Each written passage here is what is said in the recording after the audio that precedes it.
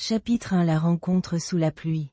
Léa sortit de la bibliothèque municipale. Un livre sous le bras et son sac en bandoulière. Le ciel était d'un gris lourd, chargé de nuages qui semblaient prêts à éclater à tout moment. Les feuilles mortes, détrempées par une pluie fine, collaient au pavé luisant.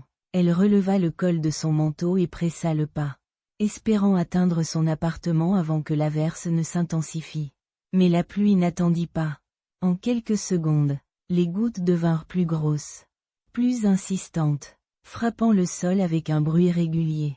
Léa poussa un soupir et chercha un abri. Son regard se posa sur l'auvent d'un petit café. À quelques mètres, elle s'y précipita, essuyant ses lunettes embuées avec un coin de son écharpe. C'est alors qu'elle l'entendit, une mélodie douce, presque triste, qui se mêlait au crépitement de la pluie. Elle tourna la tête et vit un jeune homme assis sur un tabouret pliant. Une guitare posée sur ses genoux. Ses doigts glissaient sur les cordes avec une grâce naturelle. Et ses yeux étaient fermés, comme s'il était absorbé par sa propre musique.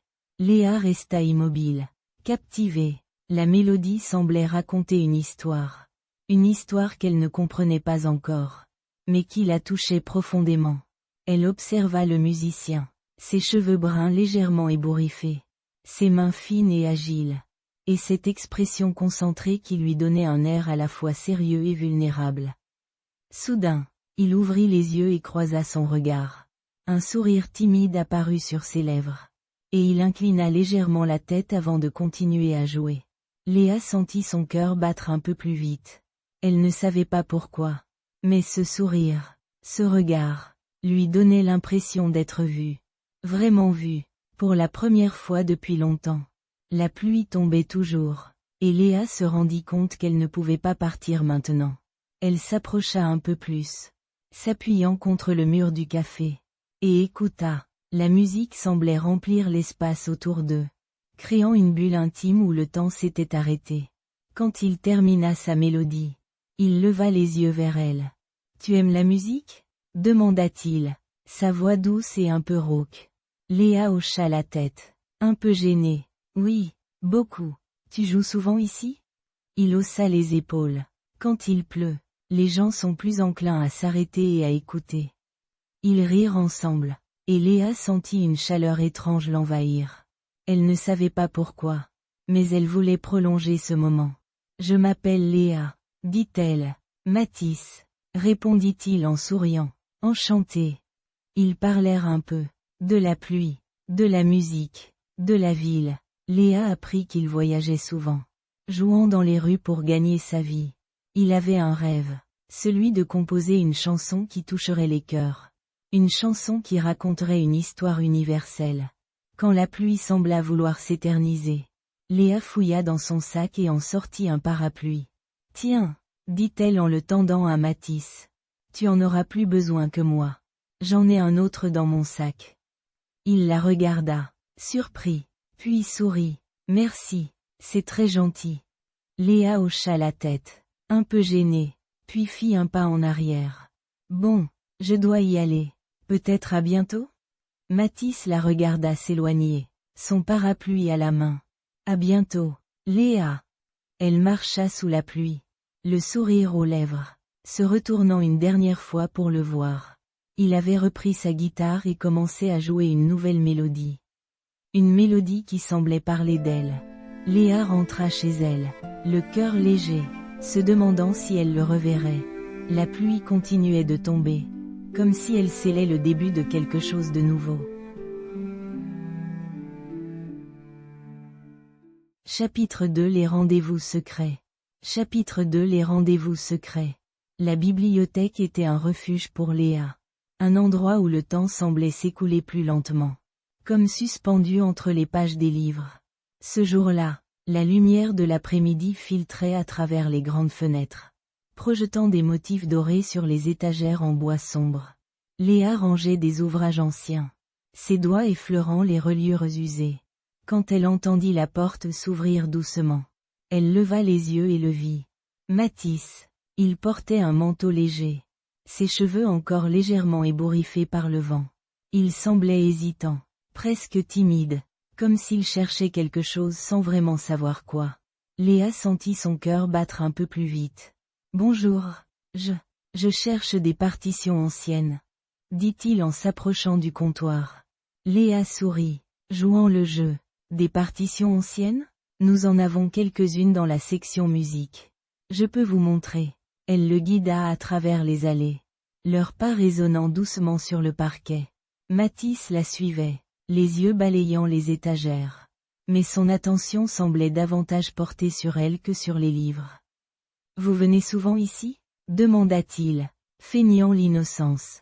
Tous les jours, répondit Léa en lui lançant un regard complice. C'est mon travail. Ils atteignirent la section musique. Et Léa sortit quelques partitions poussiéreuses. Mathis les feuilleta distraitement, mais son esprit était ailleurs.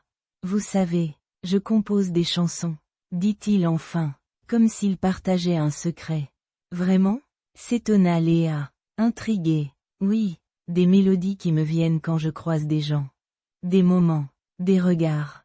Léa sentit une chaleur lui monter aux joues. Elle détourna les yeux, feignant de s'intéresser à une partition. Et vous écrivez? Demanda Mathis, comme s'il avait deviné. Elle hésita, puis hocha la tête. Des poèmes, mais je ne les montre à personne. Pourquoi pas? Guillemets double, parce qu'ils sont intimes. Mathis la regarda intensément, comme s'il cherchait à percer son secret. Parfois, ce qui est intime est aussi ce qui touche le plus. Les jours suivants, Mathis revint à la bibliothèque, prétextant toujours chercher des partitions ou des livres rares. Mais leur conversation dépassait rapidement les prétextes. Ils parlaient de musique, de littérature, de leurs rêves et de leurs doutes. Léa découvrit que Mathis avait quitté son travail dans une entreprise pour se consacrer à la musique. Tandis que Mathis apprit que Léa rêvait un jour de publier ses poèmes. Même si elle n'osait pas encore y croire. Un après-midi, alors que Léa rangeait des livres dans un coin tranquille de la bibliothèque. Mathis s'approcha avec sa guitare. J'ai composé quelque chose, dit-il simplement. Il commença à jouer une mélodie douce. Presque murmurée, les notes semblaient danser dans l'air, enveloppant Léa d'une émotion qu'elle ne pouvait nommer. Elle ferma les yeux un instant, se laissant porter par la musique. Quand il s'arrêta, elle ouvrit les yeux et le vit la regarder avec une intensité qui la fit frissonner. C'était magnifique, murmura-t-elle. Je l'ai écrite pour vous. Avoua-t-il, sa voix presque un souffle. Le soir même, après la fermeture de la bibliothèque, ils se retrouvèrent dans un café voisin. Le lieu était chaleureux, baigné d'une lumière tamisée. Ils s'assirent à une table près de la fenêtre, commandèrent 2 cafés et restèrent un moment en silence, échangeant seulement des regards. Léa sentait que quelque chose avait changé entre eux. Une tension douce, presque palpable, flottait dans l'air. Elle se demanda si Mathis ressentait la même chose, mais n'osa pas poser la question. Quand ils se séparèrent, Léa rentra chez elle, le cœur léger et l'esprit rempli de pensées. De son côté, Mathis s'assit à son bureau, une mélodie nouvelle déjà en tête, inspirée par cette complicité naissante. Chapitre 3 Les silences qui parlent. Le bar était presque vide ce soir-là, comme si l'univers avait décidé de leur offrir un moment à eux seuls. Léa s'était assise près de la scène, un verre de vin posé devant elle, les mains légèrement tremblantes. Elle avait reçu le message de Mathis quelques heures plus tôt. Un simple texte. J'ai composé quelque chose pour toi. Viens ce soir, si tu veux. Elle n'avait pas hésité. Mathis monta sur la petite scène, sa guitare à la main. Il ne dit rien, se contentant d'un léger sourire en direction de Léa avant de commencer à jouer. Les premières notes étaient douces, presque fragiles, comme si elles cherchaient leur place dans l'air humide du bar. Puis, sa voix s'éleva, basse et chaude, et Léa sentit son cœur se serrer. Les paroles parlaient de regards volés, de silences qui en disaient plus que des mots, de moments où le monde semblait s'arrêter. Léa reconnut aussitôt leurs instants partagés. Ce jour où ils avaient marché sous la pluie sans se presser. Ce soir où ils avaient ri ensemble devant un film qu'aucun des deux ne regardait vraiment. La chanson était un miroir tendu. Et elle y voyait tout ce qu'elle n'osait pas encore admettre. Quand il eut fini, Mathis posa sa guitare et descendit de la scène. Il s'assit en face de Léa, les yeux brillants d'une émotion qu'il ne parvenait pas à cacher. Alors, demanda-t-il, presque timidement. C'était magnifique, répondit Léa, les mots lui manquant. Je ne savais pas que tu écrivais des chansons comme ça. Je n'en avais jamais écrit avant. Avoua Mathis en baissant les yeux. Pas avant toi. Il y eut un silence, lourd de tout ce qui restait non dit. Léa voulait lui dire à quel point elle avait été touchée. À quel point elle se sentait vue. Comprise. Mais les mots semblaient trop petits pour exprimer ce qu'elle ressentait. Mathis, de son côté, semblait chercher quelque chose à dire. Mais il se contenta de sourire. Comme si la musique avait déjà tout exprimé pour lui. La soirée passa, douce et lente. Ils parlèrent de tout et de rien, évitant soigneusement le sujet de la chanson. Puis, alors que le bar commençait à fermer, ils se retrouvèrent sous l'auvent.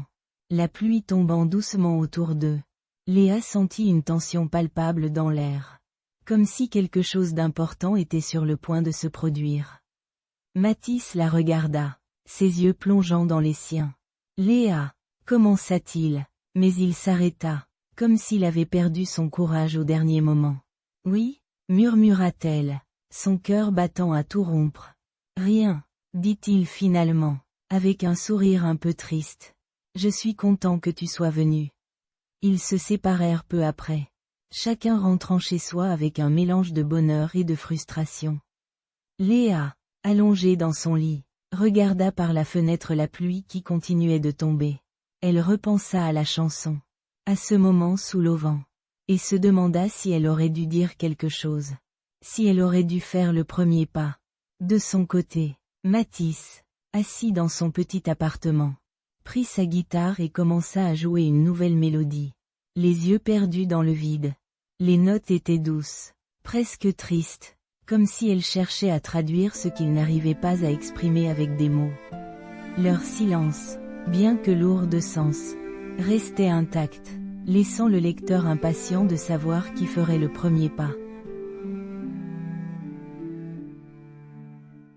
Chapitre 4 Le premier pas. Léa rangeait lentement les livres sur les étagères. Ses doigts effleurant les dos usés des romans classiques. La lumière du soleil traversait les grandes fenêtres de la bibliothèque, projetant des motifs dorés sur le sol en bois.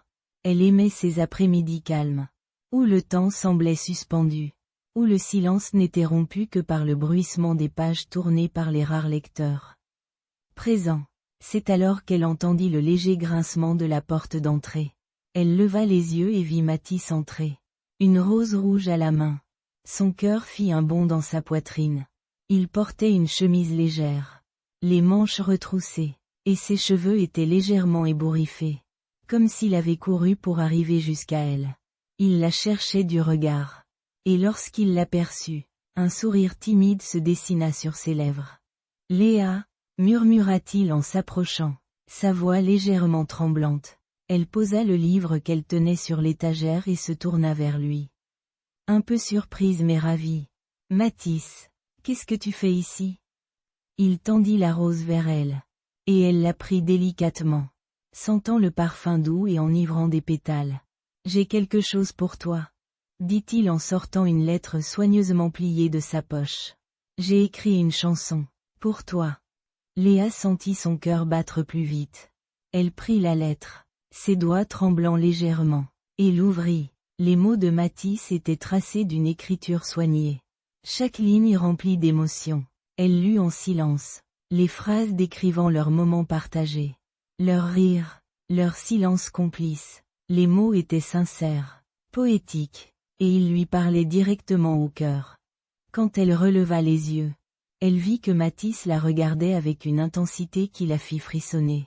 « Léa, commença-t-il, mais elle l'interrompit doucement. « Mathis, Elle hésita, puis les larmes montèrent dans ses yeux. « Je t'aime, j'ai toujours eu peur de te le dire.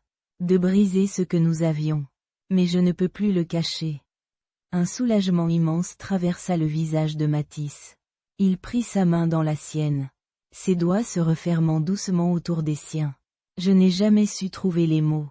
Léa, mais avec toi, la musique parle pour moi. Ils restèrent un moment ainsi. Les yeux dans les yeux. Le monde autour d'eux semblant disparaître. Puis, lentement, Mathis se pencha vers elle. Et leurs lèvres se rencontrèrent dans un baiser doux et tendre. C'était un premier baiser, timide mais plein de promesses. Scellant ce qu'ils avaient tous deux ressenti depuis si longtemps. Quand ils se séparèrent, Léa sourit, les joues rosies. Mathis lui rendit son sourire. Puis ils se dirigèrent vers la sortie. Main dans la main, la lumière du soleil les accueillit, baignant la rue d'une chaleur bienveillante. Les passants vaquaient à leurs occupations, inconscients de ce moment magique qui venait de se dérouler. Mais pour Léa et Mathis, le monde entier semblait célébrer leur amour naissant.